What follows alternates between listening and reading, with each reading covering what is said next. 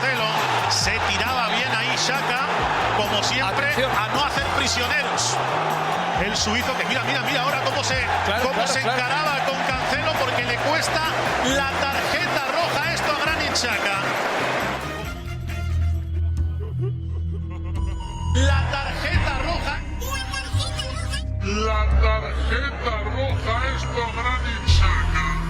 Manchester City 5, Arsenal 0. Arsenal 0. Arsenal 0. Arsenal 0. Arsenal 0. 0, 0, 0, 0, 0, 0, 0. This is Arsecast Extra. Hello and welcome to another Arsecast Extra, as always, with James from Gunnerblog. James, good morning to you. Good morning to you too, Andrew. It's a badly morning again. Mm-hmm. It is. It's. I mean, to be honest, it's so bad. It's almost badly jingle-worthy, isn't it?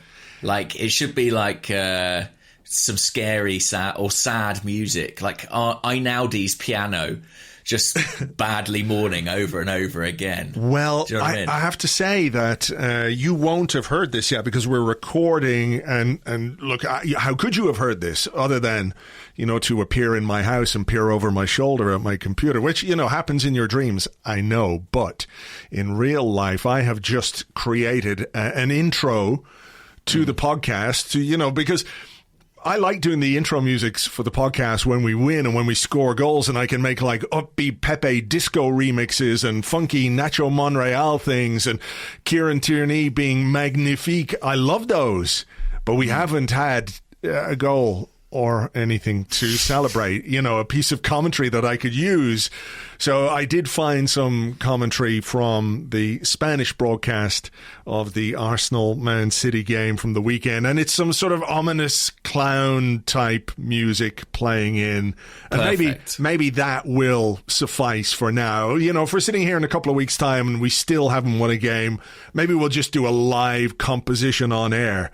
Like you get, a biscuit tin and I'll get a recorder and we'll see what kind of sweet music we can make. How about that? I mean, that sounds appropriately discordant. Yeah. It does, yeah. Yes. Well, I'm glad the listeners had the benefit of that fitting accompaniment to what I think we can describe as a horrible match. Yeah, it really was. Horrible in every sense. The way normally, even when something, a game doesn't go your way, your performance isn't great, you can sit there and you can say, well, look, that was bad. But, there was a little bit of positive there. There was, some slight encouragement there, blah, blah. There was literally nothing about Saturday that was in any way redeemable. There wasn't a single positive. And I'm not, trying to let's say those couple of little bursts that Emile Smith-Rowe made. I mean, that's him being really good, and that's not to say that I'm downplaying any of that. But just collectively, it was dismal. It was disheartening. It was worse than I thought it was going to be. I didn't think it was going to be good. No, but none of us did. I didn't think it was going to be that bad. Yes, it's quite impressive to fail to meet such low expectations. I mean, I think most of us, and I think many would say, well, isn't that an absurd situation in itself, were very much consigned to defeat. But defeat on this scale. And actually, you know what? It's not even the scoreline, really. I mean, the scoreline was bad, but it really bad, don't get me wrong. Yeah. But it was just kind of the sort of nature of the game. I think you can even lose 5-0 better than we did. Do you know what I mean? You can make more of a fist of things. I think we were worse than West Brom were against us in the week. At least they were children. They have some kind of excuse and aren't in the same division. Think of those saves Aaron Ramsdale made. Yeah, but they aren't even in the same division. And I think you're right. We were worse than that. But they have some mitigating factors.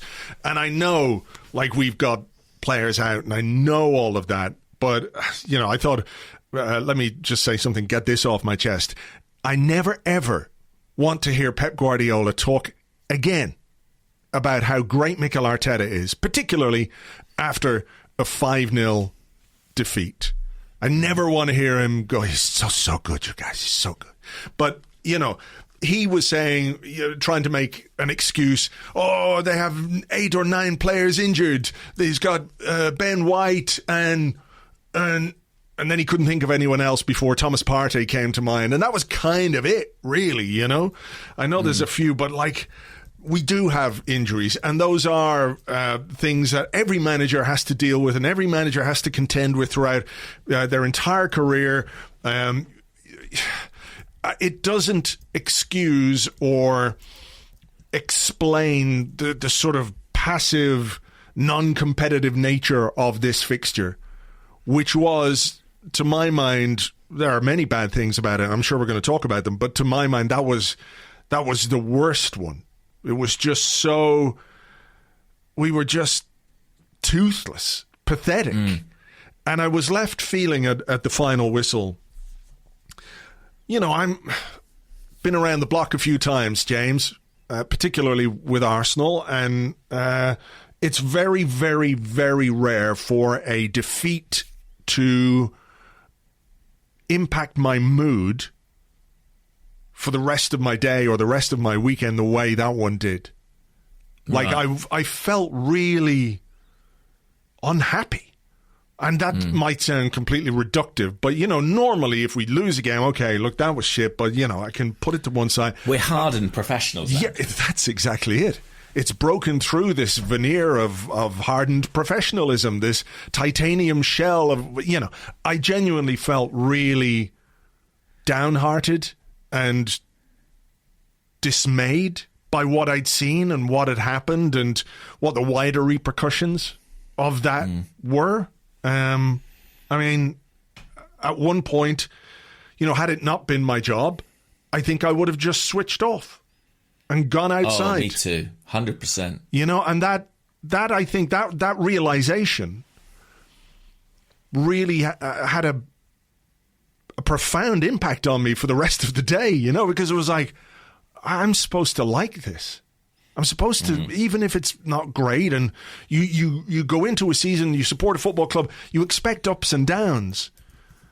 But I really just wanted to switch off and have nothing more to do with it for the rest of the day, which, you know, is not possible. And I'm not complaining because I love what I do. I love my job, etc., etc. But that was literally how I felt during that second half. How do you feel about talking about it now for an hour and a half? Slightly better. I mean, you just want to go outside. Yeah. You just want to forget all about it. No, I tell you what, I got a text off Elliot who said, do you want to do the instant reaction pod? I said, no thanks. No, thank you. I really don't. Good luck to you. Fair play. And good luck to you. But no, absolutely not. Because I think, I literally couldn't have done it. It's not to say I would have gone on and not let rip or vented or whatever, but I just literally could not face the prospect of talking about it at that point. I'm better now, I think. Yeah. No, I would have been the same. I think, you know, as you know, I do my sort of post-match video, and it's tough when you really lose heavily like that to find the motivation. But, it was bleak, and I my personal reaction is that, like, I'm sort of, I can take it, Arsenal being bad, but actually what really gets to me is like what that creates, the kind of, while I completely understand it, all the anger and negativity, and, you know, because my sort of social media timeline, like it or not, is quite a sort of big part of my life. And so, like, when I open that up and it's just like everything I read is horror and dismay, that's a problem for me. I think I sort of like resolved to basically not go on Twitter for the rest of the day, and that was sort of my way of compartmentalising it and not having to continue to engage with it. Yeah. Without that, I think it would have really got me down. It was really bad. I mean, it was very, very difficult.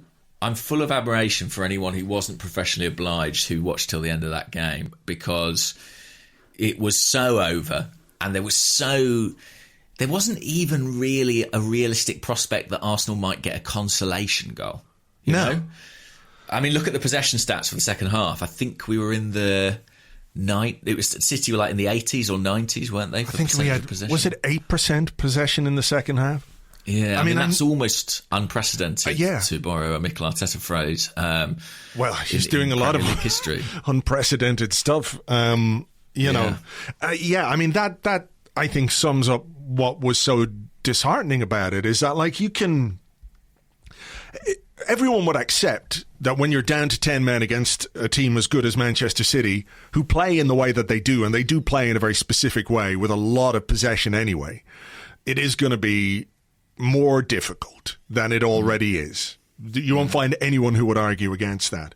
Nevertheless, we as Arsenal fans have experienced in the past when we've played against teams with 10 men, and I mean the opposition have been reduced to 10 men, they have been more difficult to play against than we were.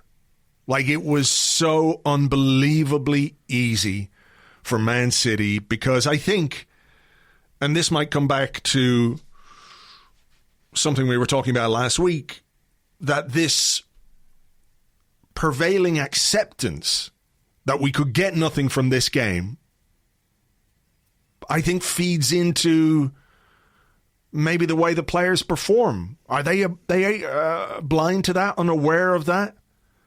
You know, this idea that, okay, well, look, the first 3 games of the season, let's get them out of the way. Hopefully we'll get a win against Brentford. We didn't. But Chelsea and Man City, they're going to beat us, so let's not even try. You know, I think there's something in that. And the way that we played was just, it was really bad. Really bad. I do wonder if that kind of resignation does permeate in some way. Yeah, that's what I meant. That's a nice way of putting it, all right. I think it's the thing about going down to 10 men, I think, is fair. Like, you can definitely acquit yourselves better with 10 men. I think the timing of when the red card came kind of played into it, because had we lost a man at 0-0, say, I think we would have felt you'd like to think that there was something to play for. But I think we were 2-0 down. It's hard. There were so many goals. But I think we were 2-0 down when Xhaka was sent off. And the game already felt over. And the red card completely sort of compounded it. It was like, I think as soon as the first goal went in, the life was sort of completely sucked out of Arsenal. And in fact, Jamie Carragher was on commentary, and he pointed out that, Arsenal's tactics in that first 10 minutes or so seemed to be around pressing high and trying to prevent Ederson playing out from the back with ease. But as soon as Man City scored, the entire team just collapsed into their own third. It was quite incredible to see happen. That image of Ederson standing there on the edge of his box with the ball under his foot, with Arsenal players just standing looking at him, and he's standing looking at them going, well, I'm not going to do anything. Why would I do anything? It's up to you guys. I mean, I don't know what that was or where that came from. It cannot be a game plan to allow that to happen. And it was happening, I think, even when we had 11 men, So, yeah, there was something, like you say, the life got sucked out of the team because of the first goal. And, we could talk about the first 5 or 6 minutes, Rich. It is ridiculous to say it, but I do think they were, relatively bright, particularly in relation to what happened next. But, if you're looking for Arsenal to start a game you're looking for us to start a game with something about us, right? Just something. And I think there was something. I don't know that it would have lasted. I don't know that the team selection, which we're going to talk about now, would have stood up to, it didn't stand up to any kind of scrutiny because, City scored after 8 minutes. But those early opening stages were not bad. And then as soon as we let in that first goal, it was like, well, we're getting beaten now, so let's not do anything. Yeah, I agree it's perverse. But I did think the first 5 minutes were pretty good. I think I even texted somebody and was like, I'm quite surprised. This is actually okay. And there was a sort of adventure to the way Arsenal were playing that I didn't anticipate. I sent a text to Lewis Ambrose after the game. I said, please don't do a tactics column for this one. And he said, I don't think we get much interest for how Arteta masterminded the opening 4 minutes at Man City. Yeah, I'm just looking back now to see if to see what I said. It'll be something incredibly bad. Oh, there you go, 12:36. Quite a good start from me. And then the next one, 30 seconds later, when does the fucking up begin? And then 12:38, now. There we go. Yeah, I mean, you could write the script, couldn't you? I think I said in the live blog, like, I wonder how quickly Man City will score their first goal. I was, thinking maybe 2 or 3 minutes, but we got it as far as 8. So I guess we can take some positives from that, some encouragement from those opening 8 minutes. Let's talk about the lineup, because I think it merits some discussion. Why are we playing Sead Kolasinac? I know there could be more to that, but I think that's just a wider issue. Why are we playing Sead Kolasinac as the left centre-back in a back three, while there are other options available to the manager? Why are we playing a guy who reportedly spent all of last week trying to get Arsenal to pay off his contract so he could join Fenerbahce on a free to go hang out with his buddy again? What is going on here? And do you think... Let me... put something to you that I think is relevant to this as well. Because, look, he could have played Kieran Tierney at left centre-back and played Nuno Tavares as the left wing-back. I mean, that was an option to him. This is a player that we have signed, a player that we signed that we like more than Kolasinac, who we gave away. We gave him away in January, leaving us with no left back. We would rather have no left back than even have him in the squad. And now he's starting against Man City. And what does it say about Pablo Mari, who I think has had an iffy start to the season? I don't think he's, really there. But what does it say about your squad that Pablo Mari is sitting on the bench, who's a natural in that position, and you're playing a guy like Kolasinac with all the stuff that surrounds him? I mean, it's not going to do much for his confidence either, is it? No. It's interesting, isn't it? Because I think in the last couple of weeks, I've found myself saying, I think, maybe you should go to a back three, or, I think we should probably drop Pablo Mari. And then when I saw the lineup, I kind of had my head in my hands, was like, no, not like this. This isn't. I didn't mean this. I mean, I was at West Brom on Wednesday to watch Kolasinac play at centre back. And I did not leave that game thinking, I hope to see more of that at the Etihad. He wasn't and we won atrocious. 6-0. Yeah, he wasn't atrocious, but he just, he didn't look comfortable. But I have to say, I think it's really bizarre.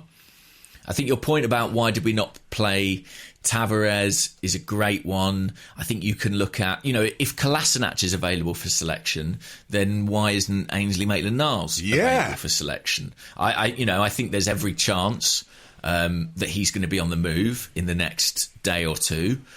But so's Kolasinac in all likelihood. So I don't really see why it's one rule for one and one for the other. I don't believe that Maitland-Niles wouldn't have done a better job either as left or right wing back than Cedric Suarez, for example. That was all baffling and bewildering. The other thing to say about the back three was really interesting. I was at the game on Wednesday night. There was someone I knew was there who's not an Arsenal fan, and I spoke to them afterwards and was like, what did you make of it? And one of the first things they said to me was that they were like, Chambers and Holding, they aren't up to much. And I only bring it up because as bad as Kolasinac was, I'm not sure he was even the worst player on the day in that back three. I agree. And I sometimes feel like it takes a neutral or an opposition fan to tell you sometimes things about your own team that you may not be fully aware of or fully taking in, and the fact that after West Brom, a game which we won 6-0, someone said to me, I don't think Jameson Holding are up to the level. And then you see what happens at the Etihad, and you sort of can't, you have to question that and sort of interrogate that. Yeah. No, I do. I think that's a fair point. I don't think Kolasinac was our worst defender on the day, not by some distance. I just think it's the wider, what his selection means about what way we have constructed this squad. And I think the Kolasinac selection opens up the William Saliba conversation again, because if you're... How can it not? Yeah, exactly. The only reason or the only justification for sending William Saliba out on loan is if you've got players who are better than him. Right? If he needs to develop, he needs playing time. I think we can all understand that. But the only way it makes any sense from an Arsenal perspective is if we have got players who are better than him. And when you're playing, say, Kolasinac in a back three against Manchester City, it just does not stack up. It does not. Even Pablo Mari. So, I that's a conversation maybe for another time, because I think we've got to focus more on this game. But, it all feeds into that sort of wider issue of how our squad is being built and all the rest, and questions for Mikel Arteta, questions for Edu about why they're sanctioning those kind of moves. So yeah, I mean Pablo Mari, who's seemingly been deemed unusable in this game. The signing of Mari and the signing of Cedric, yes, Raul Sanllehi was at the club in that period, but so were Edu and so were Mikel Arteta. And I don't think we can attribute those to one man. Multiple people have to sign off on those deals, and they don't currently reflect well on the guys leading the club. I think, and this is not trying to defend Arteta here, because he's picked these players. He picks them in the team. He played Cedric against Chelsea and Manchester City. This is a guy who was basically the fourth choice right back in pre-season, somehow is first choice. And I know there are maybe some extenuating circumstances, but, he's playing against the two best teams in the country. Arteta is right to be criticised for selecting them. I do think, though, given some of the background with those deals, I reckon that there's probably more on Raul Sanllehi and Edu than Arteta when it comes to the signings themselves. But when it comes to playing them, when it comes to picking the team, that's on Arteta, obviously, because he's the man who does that, and there's no outside influence in that regard. So yeah, I think that's fair. I just think it's tempting to sort of look at the squad and say, well, this is all down to mistakes from long gone regimes, and I don't think that's true. I think there are people in the club who are responsible for some of the shape of the roster as things stand. But yeah, I mean, the Kolasinac thing is definitely difficult to understand.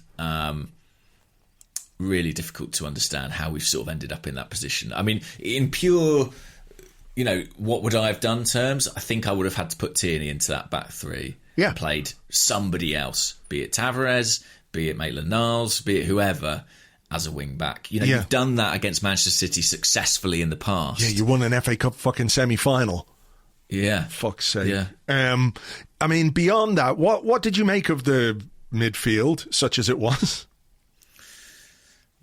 Interesting. I mean, it was kind of Granit Xhaka on his own, as far as I could see, and then Odegaard, Smith Rowe and Saka kind of ahead of that.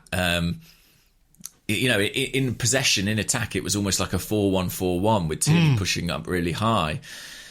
I mean, I have to be honest and say that in that first 5 minutes, as crazy as it sounds, I was like, look, this is something, it's interesting. They appear to be under the sort of instructions to try and prevent City playing out from the back. When we got forward, we had numbers in attack, and I think down the right flank a couple of times, we made them look a little bit vulnerable. I wasn't. It had its problems, but I was like, at least it's sort of front-footed. But of course, once they took control of the game, it was a real issue, and they began to find space around Xhaka very easily.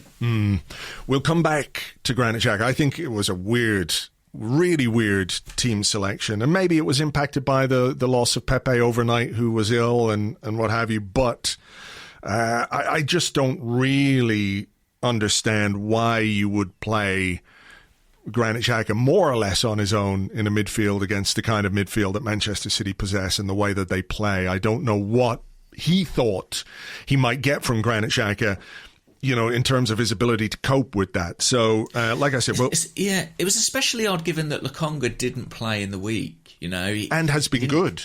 And has been good and didn't play in the Carabao game. And you thought, well, that's because he'll start at the Etihad. It was curious, I have to say, and not something we've seen. It was a brand new shape and system, as we've kind of become accustomed to seeing from Arteta in these Man City games.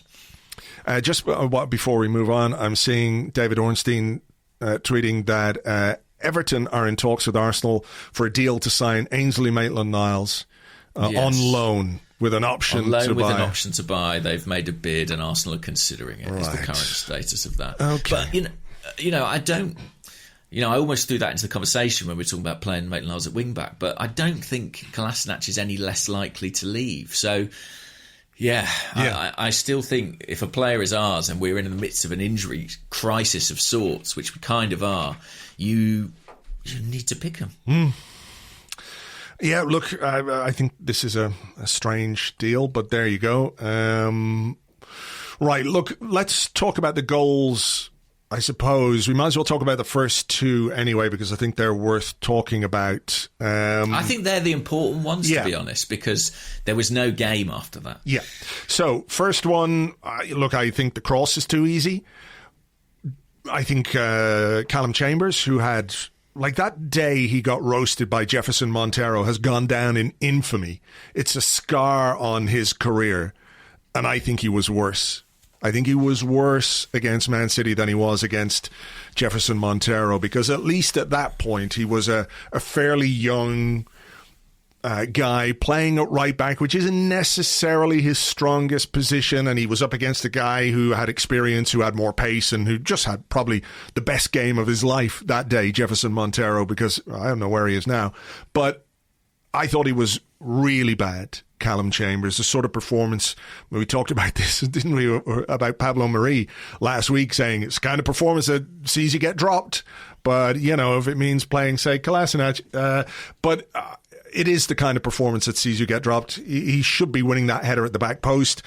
How Gundogan got about 4 headers in the opening 15 minutes. How do we make Manchester City's tiny attackers look like fucking Peter Crouch? Yeah, I remember Raheem Sterling, nodding one in last season. Chambers was bad against Brentford, let's not forget, and got himself dropped for the Chelsea game. Yeah. And I agree he was worse in a role which you would sort of imagine would suit him. Right side of a 3 centre-halves is probably his most natural fit in a team. This was a really, really bad performance. That first goal, it was one of those goals. Sometimes you see a goal and you just think that looks wrong. That shouldn't have happened. The cross was so sort of high and looping. Something has to happen there. Leno kind of moves towards it, then goes back. Doesn't really get himself in a great position, I don't think. Do you have any criticism of him for that? Kind of. I mean, there was a good question about Leno, so maybe we'll talk about it then. But I do a little. I feel like I actually think if he'd been really decisive, the cross was so looping, he probably could have got a punch to it, but he just didn't really commit one way or the other. As for Chambers, he just misjudges the flight of the ball. I mean, completely misreads it to the extent that a guy 6 inches shorter than him sneaks in behind him and scores the header. I mean, it was an embarrassing goal to concede. And again, this is not to excuse the manager, but you sort of can't legislate for how bad that defending was. It was really, really awful. As it was, I thought, on the second goal too. Yes. Okay. I think that's a fair point.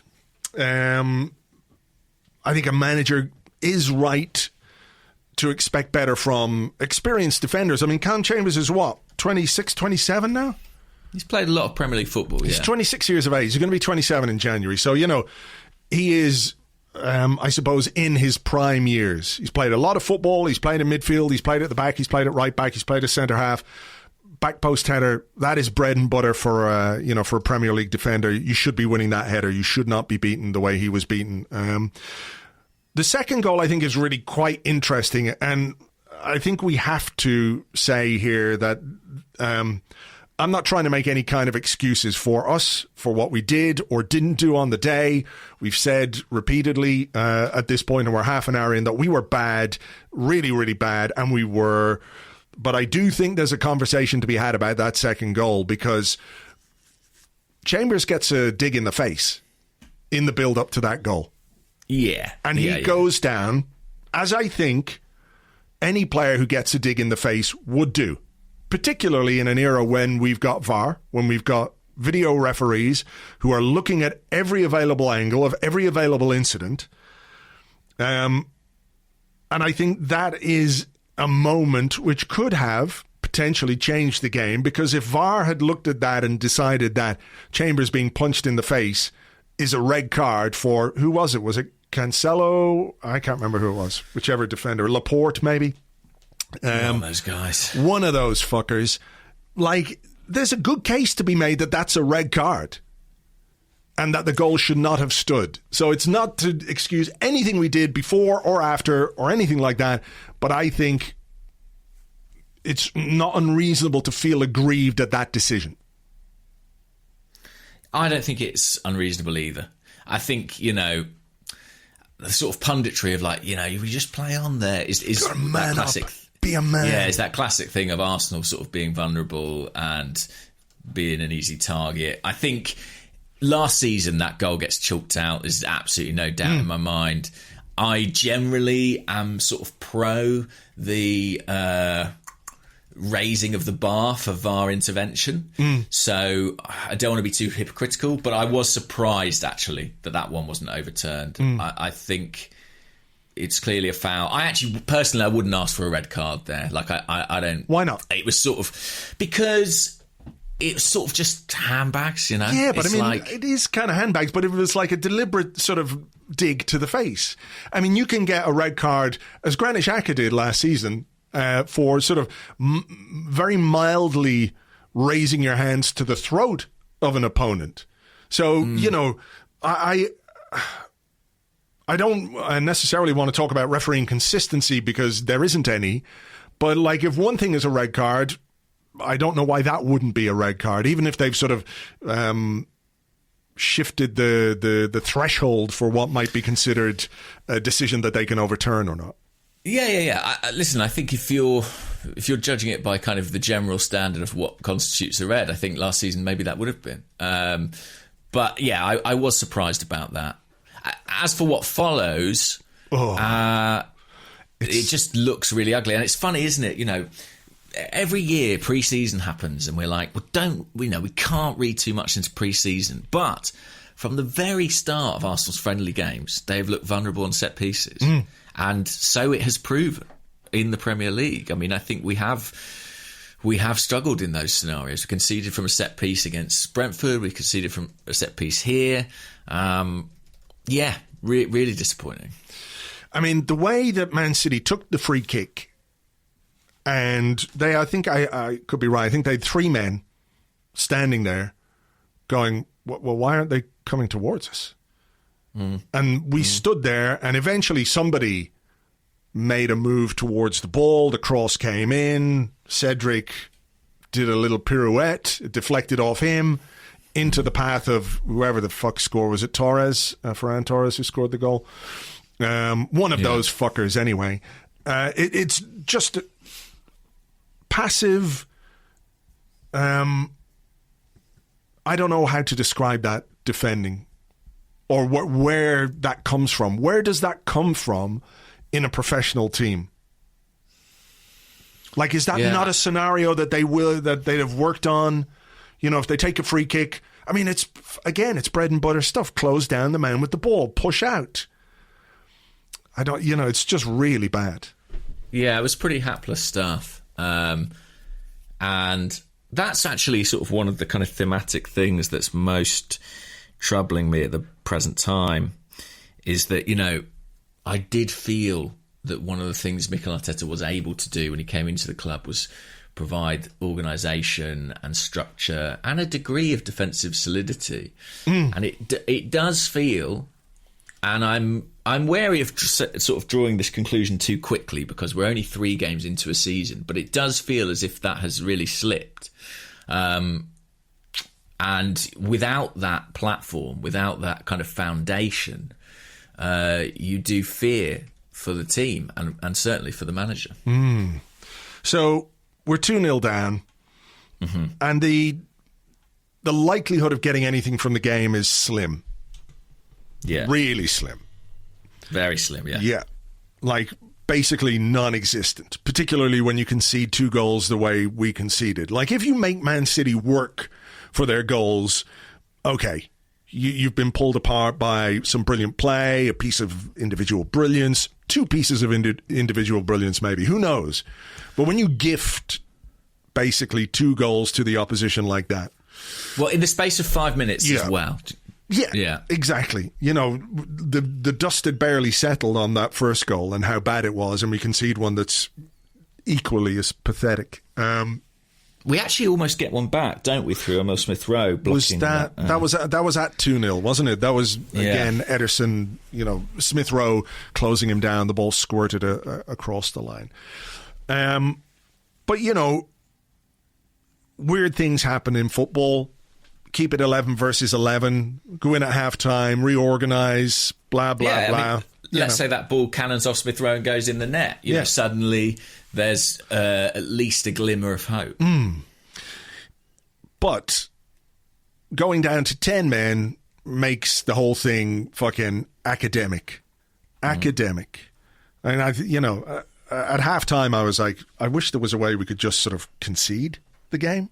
We don't have to play the second half. Well, yeah, someone was saying, like, if we get enough people sent off, I think it just gets ruled as a 3-0 win. That was kind of the best outcome for us. Maybe, but then, you know, we would have some issues going into our next game against Norwich if you're getting, you know, 6 Depends who. Depends who we get sent off. Yeah, well, true. Granit Xhaka. Yeah. Granit Xhaka. If only there was some sort of parable about scorpions. You know what I mean? It fits so aptly to Granit Xhaka. Granit Xhaka is always going to be Granit Xhaka, isn't he? Yeah. He is. That is the reality of it. We should know this by now. There is a pattern of behaviour that is inseparable from him and his existence. You know, it just will always happen. It's happened every season that he's been here. There's been 1 or 2 moments, sometimes a bit more, but, you know, usually 1 or 2 moments in a season where he loses his head, does something stupid, and the team suffers as a consequence of that. And I know we differ quite a little bit on this one in terms of the red card. I think you feel it's maybe a little bit harsh. I do think that. I know what you're saying, and I think we had a conversation on WhatsApp. Like, it's very much an away team red card for a player like Granit Xhaka. Yeah. You know, there's a cocktail of ingredients there which make it quite a specific red card, if you like. You know? Yeah. But I don't want to... But you think it's a definite red card? I think it's a definite... Well, I think... Because of all those things, it's a definite red card. Like, I don't want to talk about the inconsistency of refereeing decisions or other tackles, you know, and I know we do the whole, well, if that was Granit Xhaka, that would have been a red card, you know, that kind of stuff. Yeah. But that's kind of true, though, that if it's Granit Xhaka, it's more likely to be a red card. So if you're Granit Xhaka, behave accordingly. Do you know what I mean? Well, the baggage is real, well, so exactly. adapt accordingly. Exactly. Yeah. So I think, if you go jumping in with 2 feet, even if by the time you get the ball, you've got a leg underneath you and you've taken the ball, and Cancelo, does a bit of theatrics or overreacts or whatever, like, I can see that. But he did go in with 2 feet off the ground. It's a reckless, pointless, stupid challenge to make away from home with a referee who, would be quite happy to give you a red card because of who you are. You are Granit Xhaka. Granit Xhaka knows he's Granit Xhaka more than anyone else in this world. So I just have no sympathy whatsoever for him. I think it's just dense, and I don't think we can have any complaints about the red card. The only thing that it does is give a chance to Albert Sambi Lokonga in the next 3 games, which I hope he takes. I think it's just fucking shit again from Xhaka. And coming like a couple of days after the contract extension got announced, it's like, why are you renewing the contract of this guy? What is it you think he's going to bring you? Yeah, to be honest, that's kind of what I think. I sort of think it's kind of not really fair of us to be annoyed at Granit Xhaka, because he is just Granit Xhaka. Like, he's always been like this. He's going to have good games. He's going to have an incident that makes him overly emotional, and he does something stupid, and then he'll have a few good games again. That's the pattern of his career. It's kind of the responsibility of other people to make the decision on him. Yeah. That's what I think. That's fair. But I think we can also expect some personal responsibility to take hold in Granit Xhaka as well. Like, if you know what I mean, he has to be accountable. I know what you mean. He has to be player. I agree, but how's he going to change? He's not going to change. Just don't fucking jump in. Just stand up. That's all. That's all he had to do, was just kind of stand up. He didn't have to do anything like fundamental. Just don't do that. I know what you're saying. But it's like saying, it's like asking him to be something he isn't. Sensible? Partly. Like, if this had happened once or twice or even 3 times, I'd be like, I reckon he can curb that. But there's no part of me that believes that he can or will. And that's sort of the problem of the player, is that he does offer a lot of positives, but he'll always do this. He will. I guarantee you, he will always do it. There won't come a time when he stops. Yeah, I agree. But I also think that in some ways removes him from the equation, when I think, there was an article doing the rounds, wasn't there, on Twitter over the weekend with Arsene Wenger saying, well, Granit Xhaka shouldn't tackle, really. My advice to him, it's genuine. Yeah. That's what he said. Yeah. My advice to him is stay on your feet. Don't go jumping in. And that was, I think, in his first season with us. So I think, as much as you're right about him and the character of him, and that this is something that he is always going to do, and if you, as a football club, continue to pick a guy who is always going to do these things which hurt you at key moments in games, and I know in this game it's probably a lot less impactful than, let's say, something that happened in the Burnley game last season, where he had his hot-headed moment in a game when we were on top. We probably would have gone on to win, but all of a sudden we're down to 10 men, and then, we're fucked. So it's not quite the same in a game that I think we were going to lose anyway. But he has to, at 28 years of age, demonstrate even the slightest willingness to learn and to change his behavior. Like, this idea that, well, you can't take it out of him because that's just who he is. I do get it, but the player has to take some responsibility for this as well. I know what you're saying, but he won't change. Like, you know it as well. I know it. Change. I know. And the thing is, certain players have that kind of hot-headedness. And generally, like some really great players have had it. And you kind of forgive it because you're like, wow, you're a truly great player. You know, so if you get sent off a couple of times a season, that's something we're prepared to live with because of everything else you contribute. Granit Xhaka obviously is not that quality of player, but he is that type of personality. And it will never, in my opinion, go away. Maybe when he's like 50 or 60 and like his testosterone levels decrease, that he'll get over this kind of problem of hot-headedness and emotional reactions. But I just don't see it now. And by the way, on the tackle, like, I accept the red card. I can completely see it. I do think, if he was sort of corrupt, like if he was lunging, he is lunging to the ball, not the man.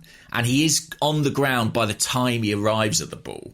I don't think he was trying to do the play. No, I don't think so either. But I think he was trying to do that. Do you remember that Thierry Henry thing where he, like, this is a very extreme example. It was against Liverpool, I think, where he made like a sliding tackle where he sort of flew across the pitch for about 5 yards. Do you know the one I mean? The one where he literally jumped in the air. Yeah. I think Thierry Henry was lucky to avoid prison for that, let alone a red card. It was fucking... Yeah, but he's not... Again, he wasn't going... He was trying to get to the ball in the quickest route possible, right? He wasn't trying to break a bloke's leg, I don't think. But I also think there was a lot of frustration in it, obviously. But can I just say the paradox of Granit Xhaka, and no one wants to hear this today because everyone hates Granit Xhaka today, and I understand why. But the paradox of Granit Xhaka is him getting sent off against Man City ultimately didn't matter. Him being absent for the next 3 games may matter quite substantially. Unless Albert Savile-Lokonga does really well, and I hope he does, and Thomas Partey is fit, the paradox of Granit fucking Xhaka is that for all the stupid stuff he does, we often end up missing him when he's not there. Do you think that this latest red card incident for Granit Xhaka should spark something in the hierarchy when it comes to what remains of this transfer window and our midfield? Well, if it does, I feel like, well, then you made the wrong decision keeping him, because I could have told you this would happen. Ding, ding, ding. Correct. Yeah. Like, yeah. If you're surprised by this, I don't know what to say to you.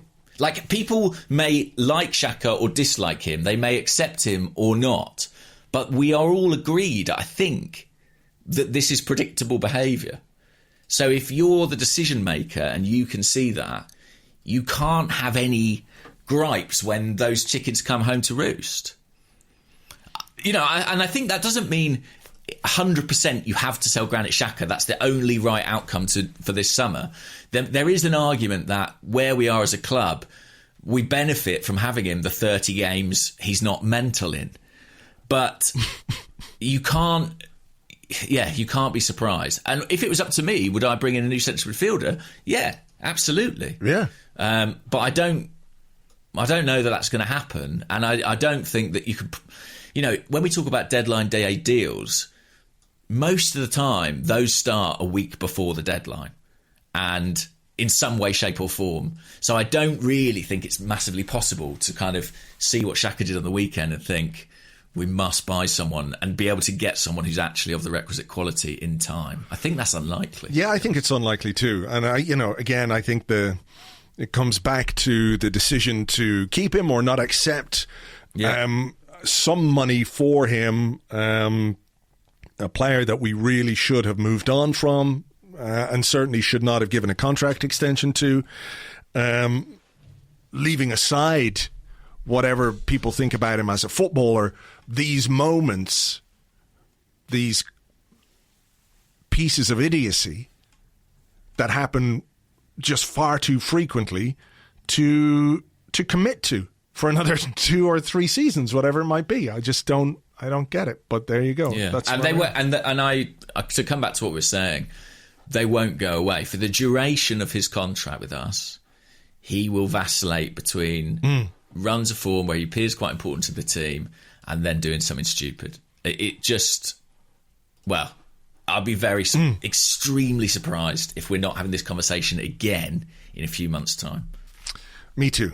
And it will be no less frustrating then as well. Right, look, will we take a break? Because I know we haven't really spoken a great deal about Mikel Arteta, and there are a lot of questions about that. So I think we should probably take a little break, come back and do that in part 2.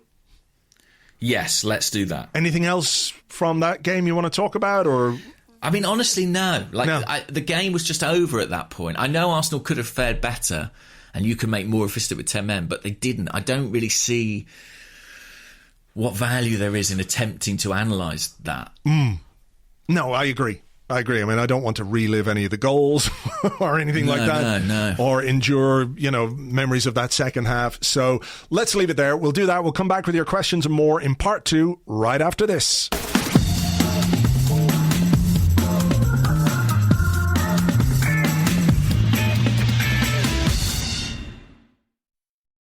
Welcome back to the Arscast Extra. This is part 2 of the show where we answer questions that you sent to us on Twitter at GunnerBlog and at Arsblog, and also on the Arsblog Discord chat server, which you get access to if you are an Arsblog member on Patreon. Now, we've done 45, 50 minutes on this without really discussing the manager in any great detail, and obviously he is under fairly intense pressure. So we have a couple of questions. One from James O'Donnell, who's at Miller, I don't know, I can't pronounce that. Schmidler's List. I could do this all day, actually. He says, morning, gents. I know emotions are always high, particularly after a bad game, and nobody thought we would beat City, but the manner in which we have lost and played has been atrocious. If Arteta was sacked this morning, do you think there would have been any backlash? And Phil Costa asks, at _Phil Costa, do either of you believe in Arteta turning things around? If yes, why? If no, what are we doing here? So fairly easy ones for you to get your teeth sunk into there, James. Yeah. I think that he last season did actually manage to inspire some sort of turnaround from what I truly believed was an almost impossible situation. Death spiral. Yeah. I mean, it really was like death throes stuff. And yet, he kind of stabilised the team from there. Which makes me... I'm not saying he made the team world beaters or anything like it, but he definitely stabilised the team. Which makes me think it may be possible to do so again. As bad as these 3 games have been, it is 3 games. He did win the final 5 matches of the last Premier League season. So we are talking about a run of 3 games here. I think that he will definitely get more time. There's no doubt in my mind about that. I said if he is sacked before the Norwich game, I will live stream me eating my book. I 100% swear by that. I will do that. I will be allowed condiments is the only sort of caveat I'll make to myself to help get that paper down. It's a lot of pages. It is. But... eat the audiobook would be my recommendation. It's just a USB key. That'd be a real way. Just a USB key, little tiny one. Swallow it in one. No, I think he definitely will be here. And I think that the club have kind of given themselves an interesting... Not problem. Well, maybe problem. Basically, there's been a clear pivot from the club this summer as regards the strategy for the squad building. And when taking that decision, they presumably also had to consider, do we think Mikel Arteta is the right man to oversee this squad? And it's, a young squad that we're going to put together with a kind of long-term view. And they did take that decision, seemingly, you imagine, in the summer, that yes, we are going to persist with this manager. We're going to make him part of that project.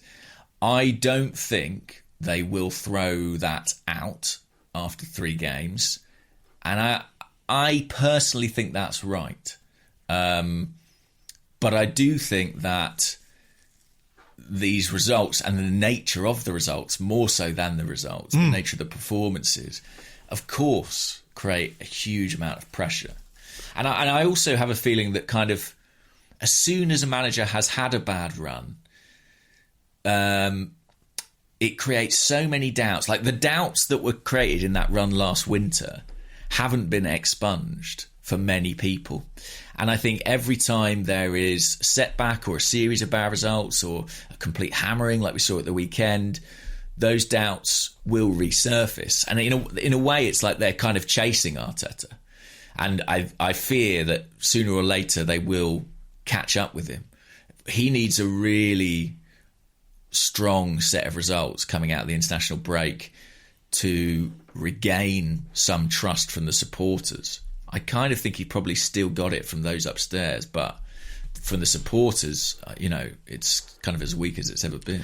Do you think there would have been a backlash if there was an announcement? No, I don't. I don't either. I don't. Do I believe in Arteta turning things around?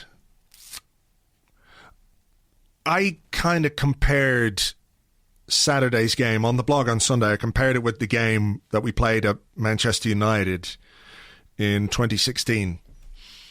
And I think... What one was that? Sorry. That was when we lost 3-2. I think it came after we'd beaten after the Leicester game, Leicester, and, we were thereabouts in terms of the title.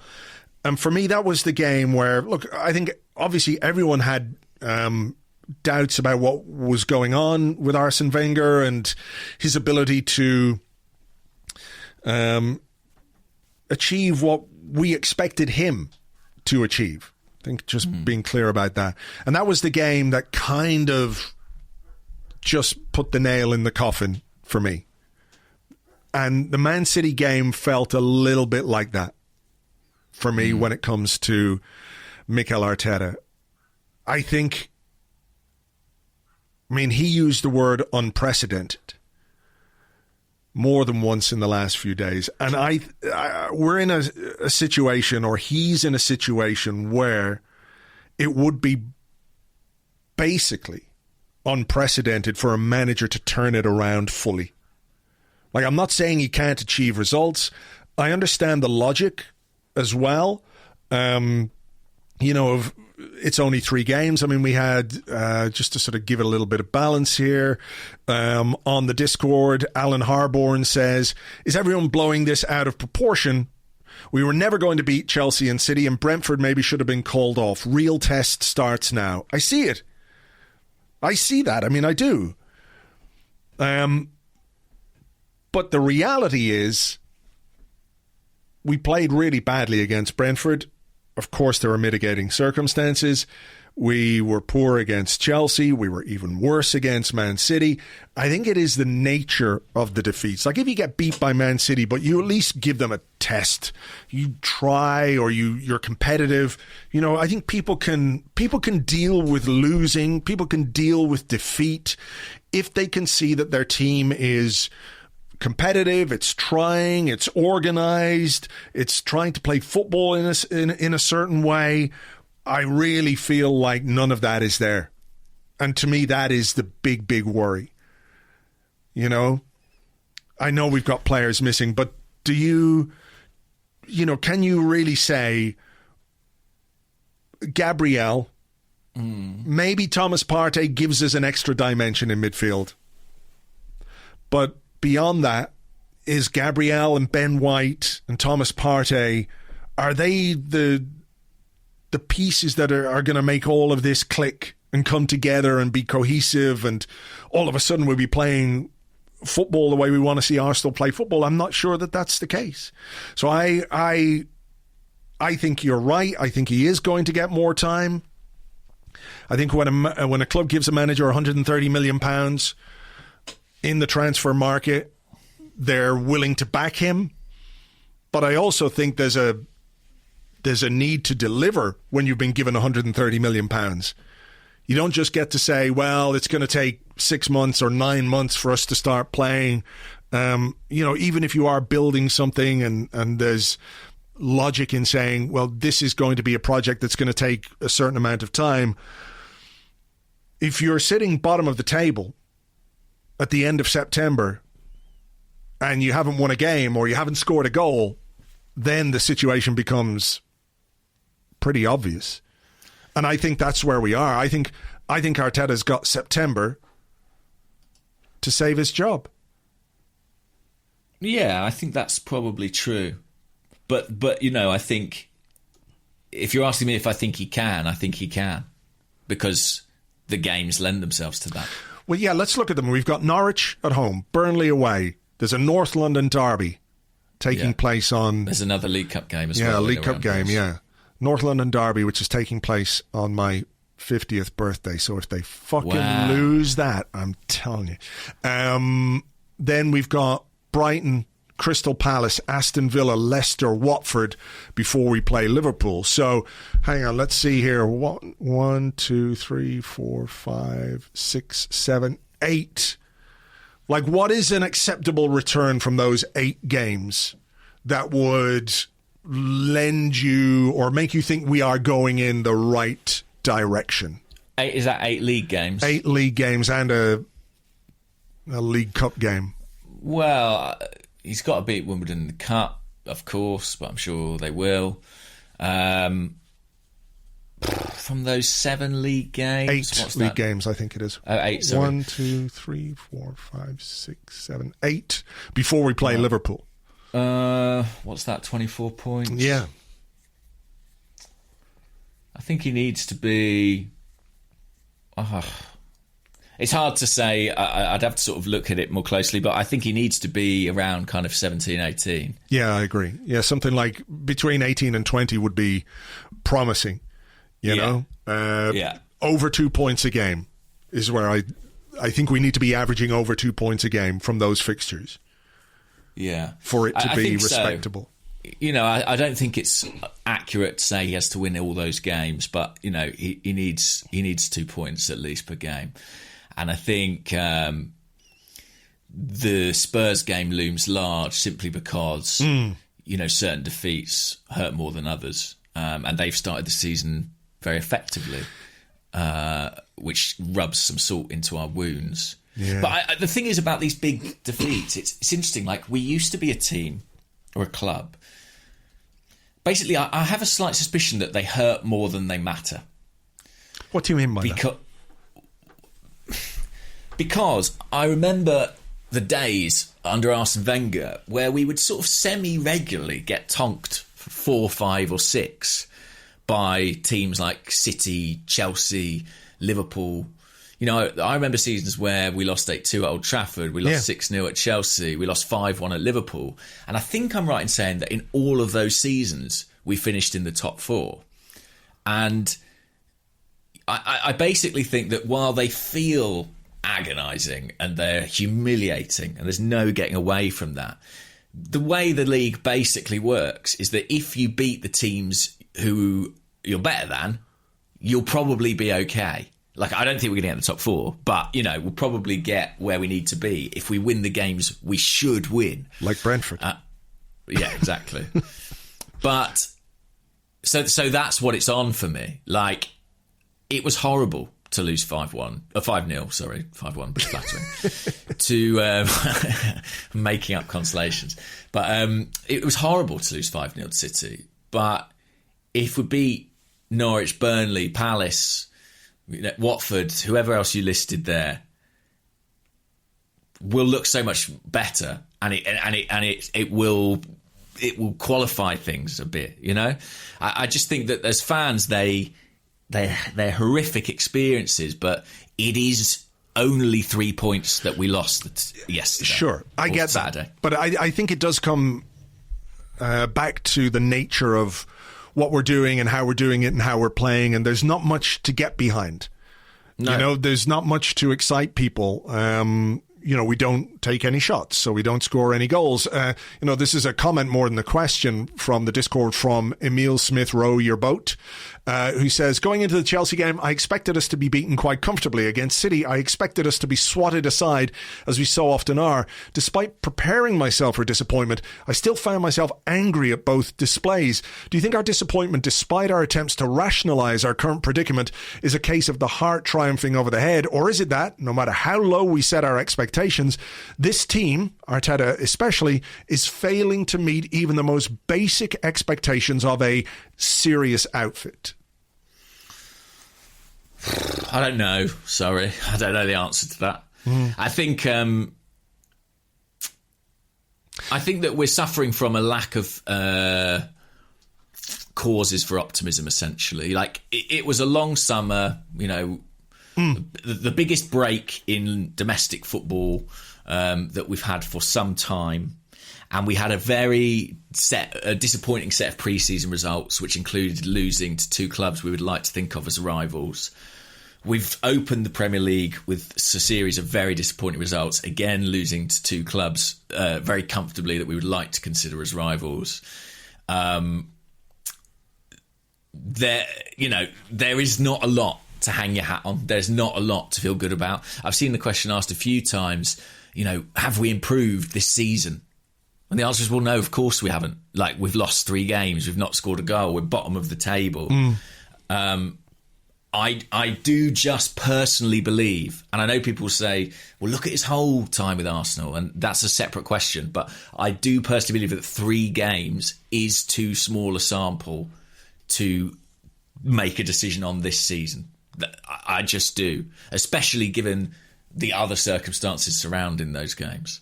If you want to talk about, do I think Mikel Arteta is the right guy over the course of 2 years or 20 months or whatever it's been, then I think you can have a more interesting debate about that. But I also find it hard to get sort of excited about talking about the manager going when I think there's no chance of it happening. You know, it feels like it's just speculation. The real question is, can we win the next games? Because he is going to be here for them. Don't you think? Oh, no, I think he is. And, you know, I want him to win the games. I want Arsenal to win the matches. I just think there comes a point where, unless you start to deliver, whatever backing you have been given, whatever faith that there is in you from on high, you just can't escape. You can't escape the reality of the situation that you find yourself in. And that is what Arteta is going to have to do, over the coming weeks anyway. And I'm just looking at those fixtures again. There's another sort of break after the Watford game. There's an international break at the end after that game. So... And when's that? 6th of November. Yeah, I mean, that's when I think we'll really be in a position where if Arsenal haven't improved, they might make a change. That's what I think is realistic. And I'm not saying that that's not information. That's just my assessment of the way Arsenal operate. You know, the faith they have in Mikel Arteta. He isn't going anywhere before then unless something, you know, really dramatic happens. Right. Yeah. I think that's personally. I think that's sort of apparent. Like, as I say, I don't want some fucking person clipping this up and being like, James McNicholas says guaranteed Mikel Arteta's here till November. That's my opinion. I don't know what they're going to do, but yeah, I don't see it as a realistic prospect that he goes any time in the next few weeks. Certainly not. I think September's massive, like you said. Yeah. I mean, if you don't deliver in September, I don't think you get the chance to deliver on those other games, which we're looking at those fixtures as winnable. But if you can't get past Norwich and Burnley and the derby goes wrong, like there is a bare minimum. Kind of as the question said, I think people are willing to get on board with the idea of, we've taken a development path. We're going with younger players. It's a mid to long term project. I think people don't hate that as an idea. What they hate is losing games, and there is a minimum that you have to deliver in order for people to kind of swallow that strategy. And thus far we haven't delivered it. If we'd beaten Brentford, we wouldn't be having this conversation. I guarantee you, because we'd be going, oh, okay, yeah, we're miles not as good as City and Chelsea. But didn't we play nicely against Brentford? And it's Norwich next, and we'll probably beat them, and we're about the 6th best team, and there you go. Yeah. Well, yeah, I differ slightly. I think if we had beaten Brentford, it would be a slightly different conversation, but I do think the manner of defeat and the manner of the performances is playing a big part in this as well, because I think there would be more understanding of defeat if it were competitive, or if you could see what it is that we are trying to build and how we're trying to play and all of those things. And I think the lack of clarity around that is playing a significant part in the doubts that people have about the manager. It's not just the results. Yeah. But also, like, we can't show... Like, people must realise you can't show... Well, it's much more difficult to show your identity and the way you want to play against superior opponents. Like, that's I agree. The issue. I agree. Like we've had against City and Chelsea. We're not going to go and go to the Etihad and dominate possession and play, Arteta's Guardiola whatever Arteta wants to do. And I accept. I'm not 100% sure. But it's not an easy place to show that. I do think you can demonstrate greater organisation, greater character. I know these are soft factors and people don't like to hear about them, but commitment, competitiveness. Yeah, for sure. Not fucking run about a bit, but like genuinely trying to compete with them or to implement a game plan which makes life difficult for a team like Manchester City, And that's where I think that's where we've fallen down. I know what you mean. I just think, and it doesn't matter, this is, again, like it's a stupid hypothetical, but if we had beaten Brentford and we had 3 points on the table and it meant that we were in mid-table, not 20th, and, it meant that it wasn't our worst league start since the 50s or whatever it is, I do think that after defeats to City and Chelsea, we wouldn't be saying, are they going to sack the manager? Now, it doesn't matter because we did lose that game, and that is where we are. But I do think that the sort of, when the sample size is small, the margins are fine. And, after the more games we have, the clearer picture we'll get. But but equally, to go back to the question that said, would we think there'd be any backlash if Arteta was sacked? We both said no. So that also tells its own story. Mm-hmm. I think the reason that there'd be no backlash is partly that a lot of people would feel it was justified. There are a lot of people who lost faith in Mikel Arteta a long time ago and aren't going to get it back. And I think a big part of it also would be the sense that, well, at least it feels proactive, because our fears about the club and about the ownership is that they are slow to react to things. You know what I mean? Yeah. Can I ask you another question, just while we're on it? Yeah. Richard, who's at R_Gooner, says, are we still blaming the owners? They financially backed the manager. Does the blame lay at the feet of Edu, Arteta and the board? Depends what you think of the strategy. I mean, we keep saying they've spent loads of money, and that's true, but we have to also think about what they've spent it on. And they've chosen to buy young players that, for the most part, aren't ready, aren't going to play in the first team this season. So, and I don't believe that's Mikel Arteta's choice. I think he might be on board with it, but I don't believe he said to them that this is what we're going to do, and guess what? They're all going to be on lower salaries. This is my master plan to save the club. Okay, but who is coming up with that strategy? If we look at the club and we have owners who don't know football, we accept that. We have a board that sort of is no longer the traditional board.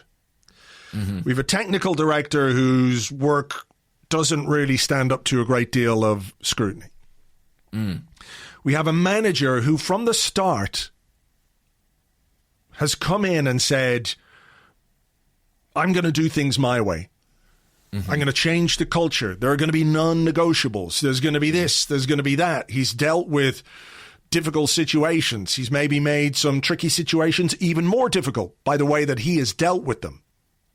So is it not reasonable to assume that he is in no small part behind the strategy that we are going on right now? To me, it doesn't make sense that he would not be one of the driving forces behind this. Like, how do we, maybe he's convinced them, you know what I mean? Maybe he said, look, this is the way we're going to do it. And it's going to be painful. And, we're going to have some teething troubles. And maybe we're not going to get where we need to get to as quickly as we would like. But if you back me with these young players, as they have, and, we know that certain signings this summer have been very much players that he wanted. I mean, is it not reasonable to think that this is something that they've said, well, okay, in the absence of anyone else at the football club with football knowledge, with football expertise, we don't have the genius technical director or sporting director who is driving the direction of the club. It seems to me that this is coming from Arteta, and that the club have said, well, we've done the old guy thing, and that's been expensive and shit. So let's do this.